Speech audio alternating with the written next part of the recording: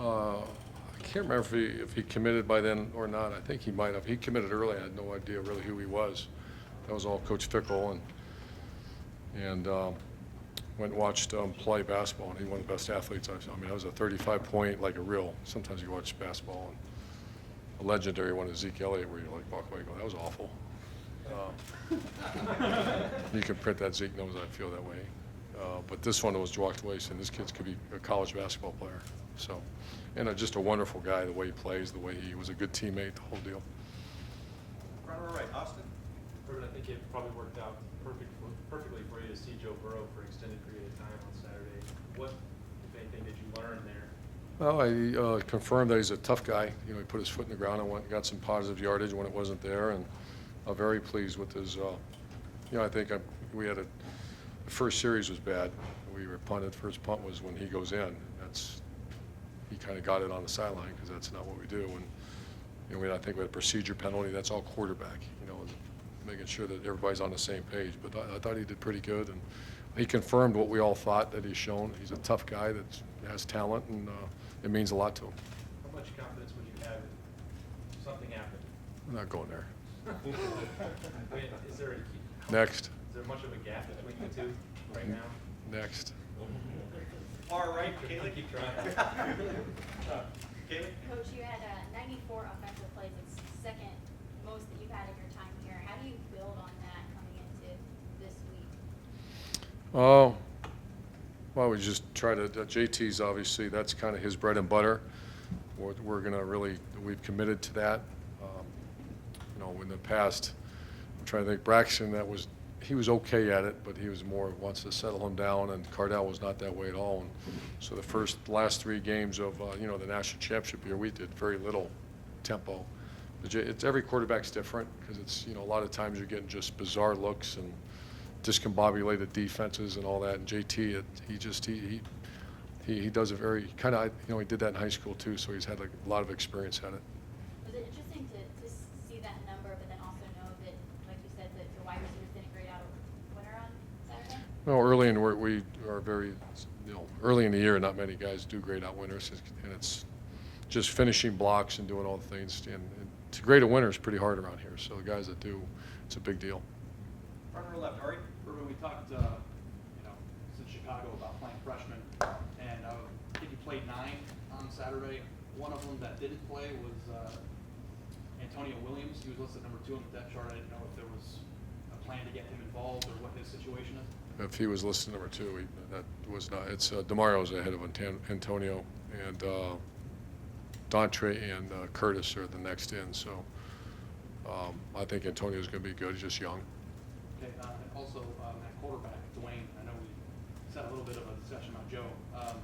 How's he been progressing as a game? He's doing good. He kind of hit, he's so talented, and I'd like to have him keep pushing for that backup spot with Joe. But it kind of overwhelmed a little bit. The issue is now just getting him reps. So he's getting those reps sometimes on his own, after practice, pre-practice. So it's hard as a third-string quarterback to continue to grow, but we're doing the best we can because we think he has a great future here. Front row middle, Dave?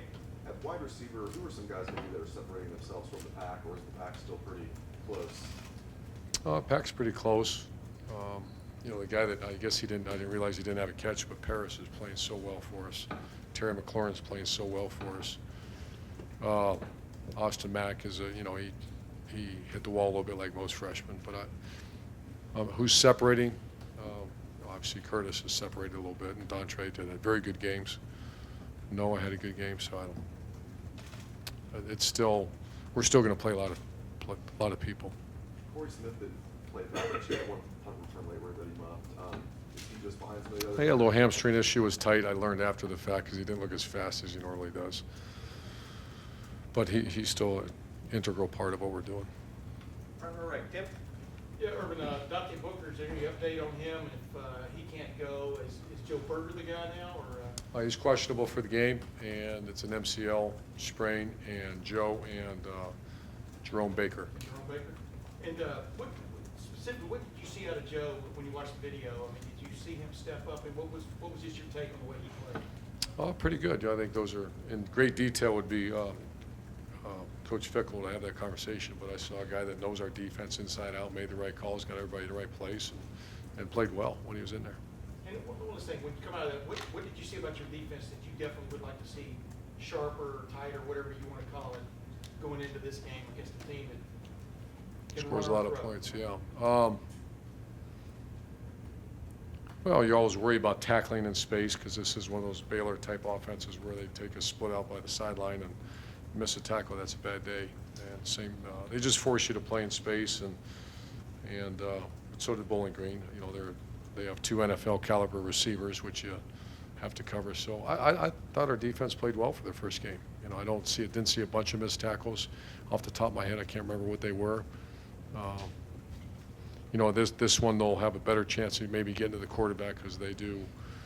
You know, the Bowling Green team just didn't hold the ball at all. They got it out so fast. Front row right, Bill. You've been asked about the true freshmen, you played 9 of them.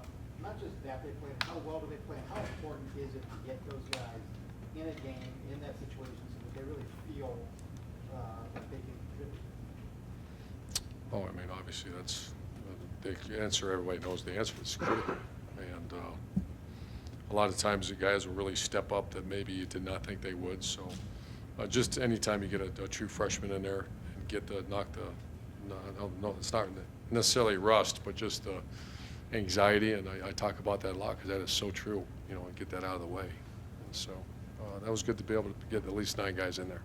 And do you have an update on the kicking situation? How is Sean? And We kicked today. I let the other guy do it, the kicker do it, and but Sean's getting better. I guess he's about ready to compete for the spot again. And fourth row, far left, last question, Matt. Can you just talk about what you see in Tulsa defensively? You mentioned their offense. Doing Well, big Bill stuff. Young, the What old do you do? Buckeyes, running the show there, the D coordinator. I've known Coach Young for a long time. Tremendous respect for him. I actually met him here when he was assistant coach for Coop. And you know, they're very sound, very good tacklers. Imagine an old school guy like Bill Young would do. They're not. It's not Star Wars defense or anything like that. They're very sound and what they do. So I've coached against him a couple times. I remember he was in Miami when I was at Florida, and they did a great job against us. So just a very sound defense. Played well last week. Coach, thank you very much. Thank you.